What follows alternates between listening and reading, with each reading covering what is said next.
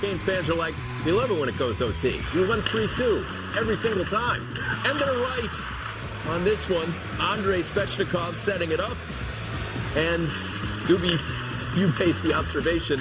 It's a pretty good formula to win in OT if you don't allow the other team to shoot, basically. And you get to shoot when you want. Well said.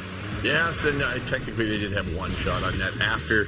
But great here, great job by Svechnikov here, and Aho going to the front of the net. That goal does not go in. That play doesn't happen if Aho doesn't get right in front of Dobish's eyes. We saw the way that Dobish was playing today.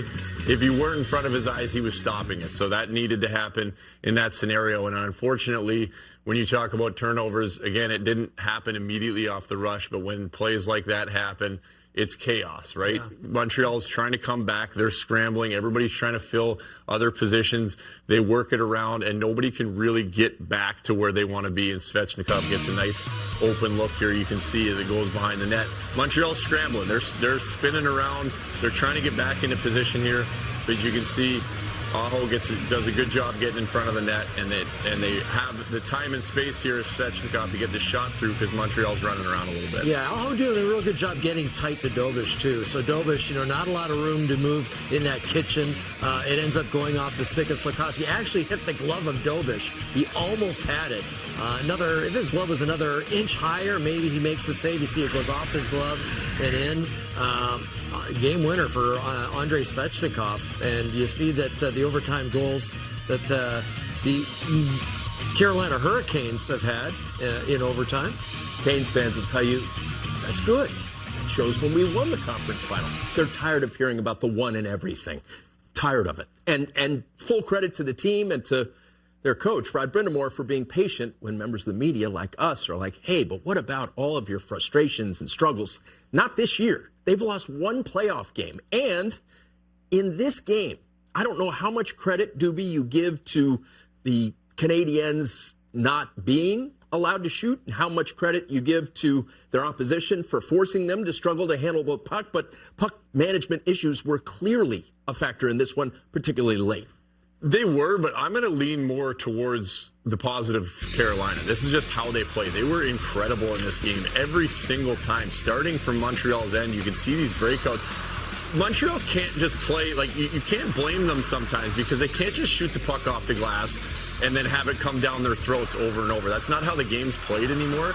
So they were trying to make plays, but even when they would hang on to it and make a great pass, there were some incredible breakout attempt passes by the defensemen where they hang onto it behind the net and make a great play.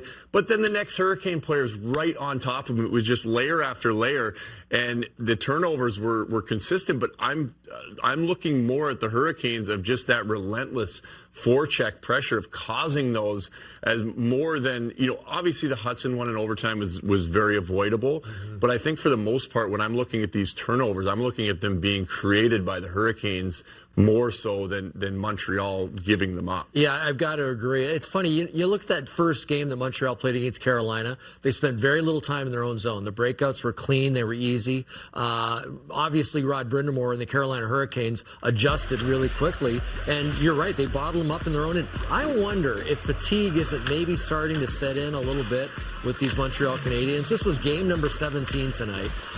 7 have gone into overtime. And when you go into overtime games, that takes a lot out of you. I know they're a young team, but it just seemed like maybe half a stride off in that third period and in the overtime. And that's really when Carolina was turning it on. So, you see the shot totals there, just 5 shots in the first, and then 1 in the third, 1 in overtime, a total of 13.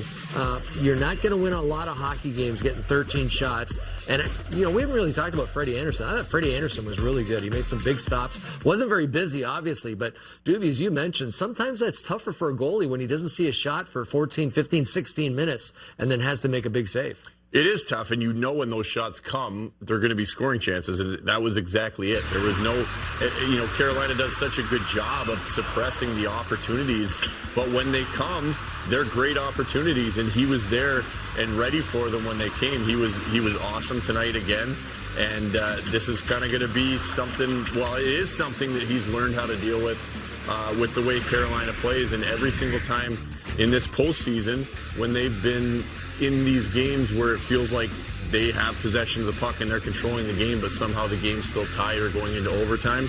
He manages to come up with a big stop when they need it. I sat in this seat after the first 2 rounds and I said, Freddie Anderson's my choice to win the Conn Smythe. If you give it after 2 rounds, we know that's not how it works. How about the forecheck? Because when you play against Carolina, everybody in the league says we can't get intimidated or daunted by the fact that the shot clock's going to say 40-10.